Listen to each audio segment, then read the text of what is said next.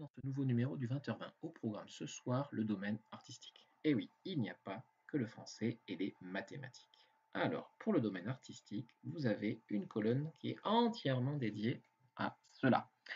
C'est la colonne évidemment qui s'appelle les arts.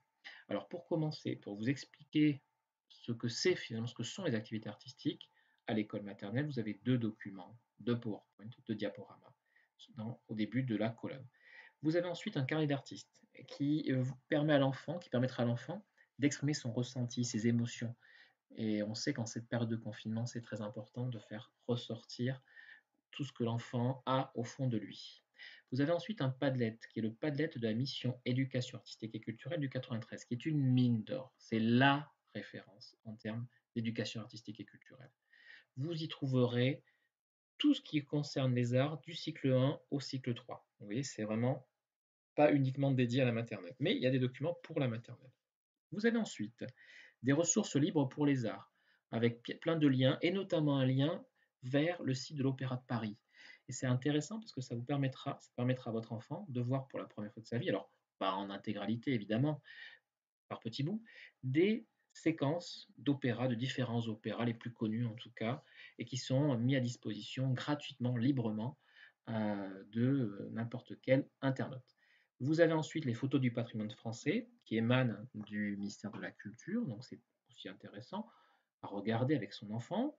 Et après, plein d'autres liens très bien faits. Vous avez aussi Pierre et le Loup, une version donc en cinéma d'animation qui pourra venir un petit peu en parallèle de la vidéo qu'on avait faite avec la chaîne YouTube sur Pierre et le Loup, mis en musique à la Philharmonie par la Philharmonie de Radio France. Donc c'est intéressant. Vous retrouvez l'émission Dardar, alors qui est vraiment pour les enfants de fin de grande section, qui permet d'expliquer les tableaux. Vous avez des liens vers différentes petites vidéos bien sympathiques, avec aussi ici le lien vers les films pour enfants.com. Donc des films qui sont dédiés, je vais vous montrer, là je parle un peu dans le vide, des films qui sont triés en fonction de l'âge des enfants. Voilà. Donc vous avez, voilà, pour les 5 ans, les 3 ans, les 7 ans. Donc c'est l'avantage d'avoir des films vraiment adaptés, ce qui n'est pas souvent le cas quand on regarde certaines chaînes de télé.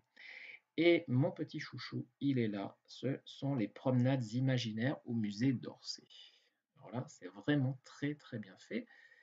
Ce sont en fait des divagations imaginaires sur des tableaux, et notamment sur ce tableau d'Edgar Degas, qui est un peintre impressionniste bien connu.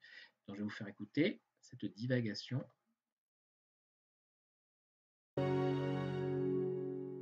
C'est à moi. Je bondis seule sur scène, après toutes ces années de travail acharné. Je peux enfin danser tout mon sou. Oublier les crampes atroces, les pieds meurtris, la torture des étirements à la barre, oublier l'épuisement, le dos brisé, les exercices à mourir. Voilà cette promenade imaginaire sur le tableau d'Edgar Degas. Donc vous en avez d'autres, notamment sur des sculptures, sur d'autres tableaux, et là sur la thématique de la danse.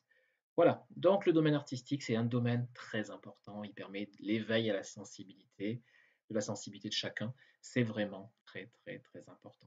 Je vais dire que c'est même fondamental, autant finalement que le français et les mathématiques. Voilà, donc je vous souhaite une bonne soirée et à bientôt pour un prochain 20h20. Le prochain 20h20 aura lieu mercredi prochain. Bonsoir.